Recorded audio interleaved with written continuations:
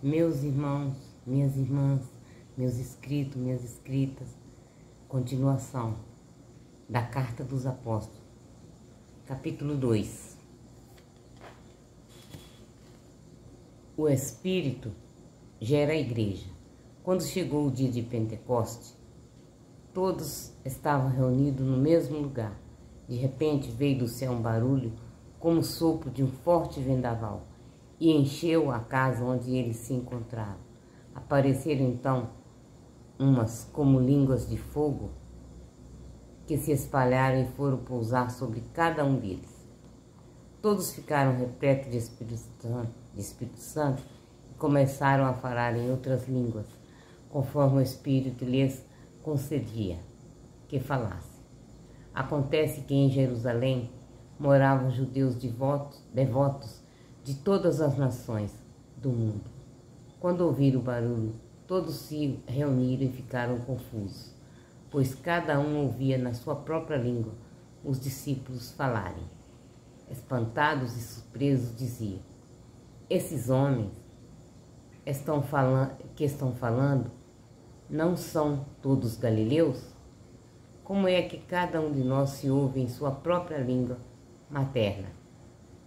Entre nós há pardos, medos e elemitas. Entre nós há partos, medos e elemitas.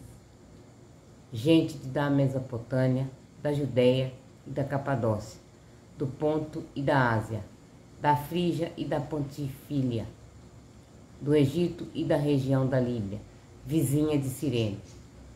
Alguns de nós vieram de Roma, outros são os judeus pagãos convertidos. Também há cretenses e árabes, e cada um de nós, em sua própria língua, se ouve anunciar as maravilhas de Deus. Todos estavam admirados e perplexos em cada pergunta, e cada um perguntava ao outro: o que quer dizer isso? Outros caçoavam e diziam: eles estão embriagados com vinho doce. Não, meus irmãos, eles não estavam embriagados. Eles estavam falando a palavra de Deus em línguas, que é um dom que Deus dá. Não é para todos, mas é maravilhoso. Eu mesmo gostaria. Se Deus me desse para falar em línguas, como eu gostaria, meu Deus, misericórdia, louvado seja. Então, eles disseram que eles estavam embriagados com vinho doce, né? O anúncio fundamental. Então, Pedro, que estava com os outros 11 apóstolos, levantou-se e falou em voz alta: homens da Judéia e todos vocês que se encontram em Jerusalém, compreendam o que está acontecendo e prestem atenção nas minhas palavras. Esses homens não estão embriagados como vocês pensam, pois são apenas 9 horas da manhã. Pelo contrário, está acontecendo aquilo que o profeta Joel anunciou. Nos últimos dias, diz o Senhor, eu derramarei o meu espírito sobre todas as pessoas. Os filhos e filhas de vocês vão profetizar. Os jovens terão visões e os anciões terão sonhos. E naqueles dias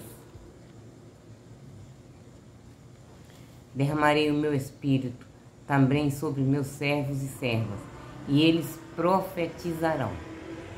Farei prodígios no alto do céu e sinais embaixo da terra: sangue, fogo e nuvem de fumaça. O sol se transformará em trevas e a lua em sangue, antes que chegue o dia do Senhor, dia grande e glorioso. E todo aquele que invocar o nome do Senhor será salvo. Escutando?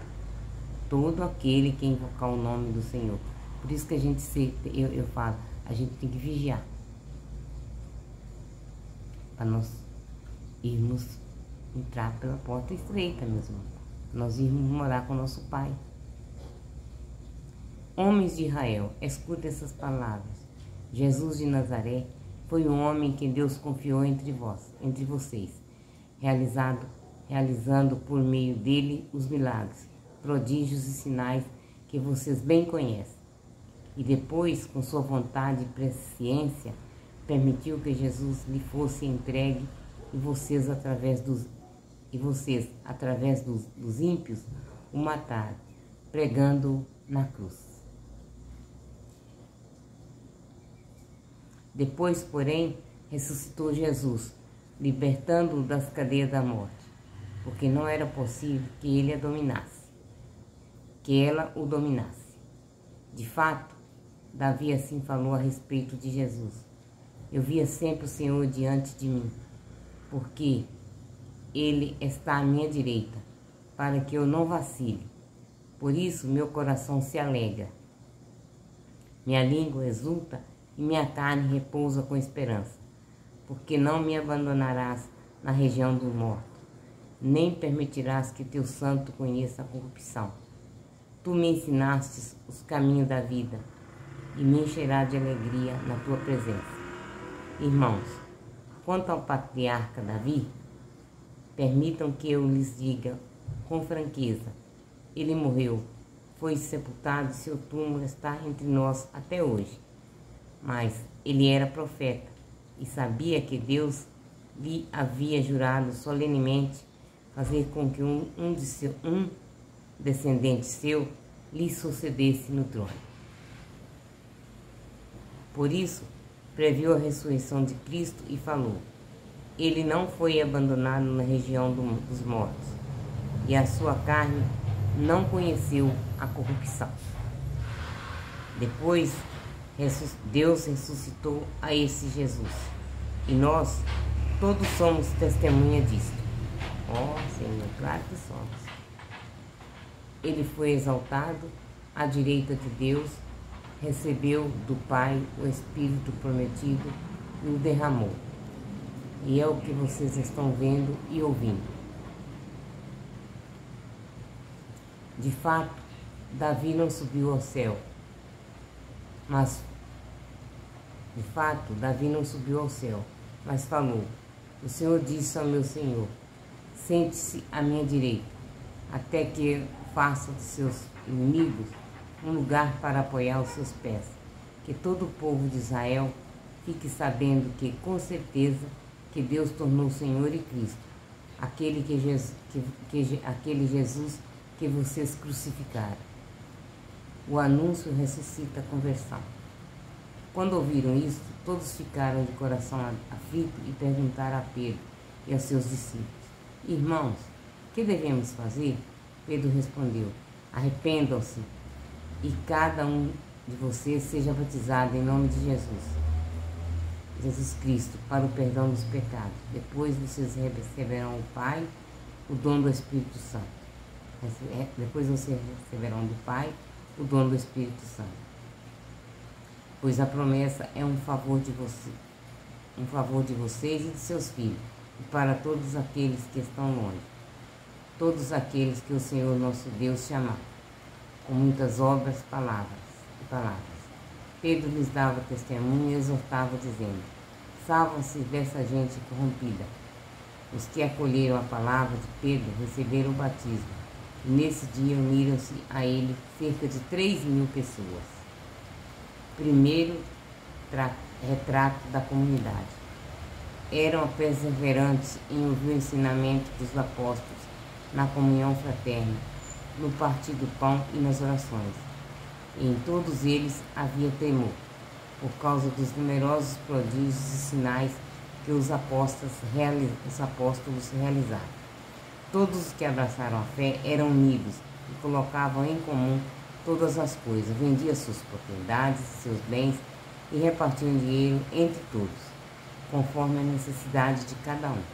Diariamente, todos juntos frequentavam o templo e nas casas partiam o pão, tomando alimentos com alegria e simplicidade de coração, louvando a Deus, e eram estimados por todo o povo.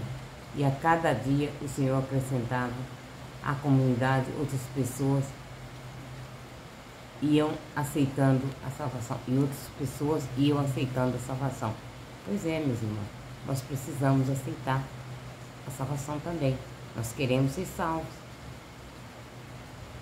Ouvindo a palavra, cumprindo os preceitos, cumprindo as escrituras, seremos salvos, com certeza. Já li o 2, Atos dos Apóstolos 2. Depois eu volto para ler o 3. Amém, meus irmãos? Bom dia.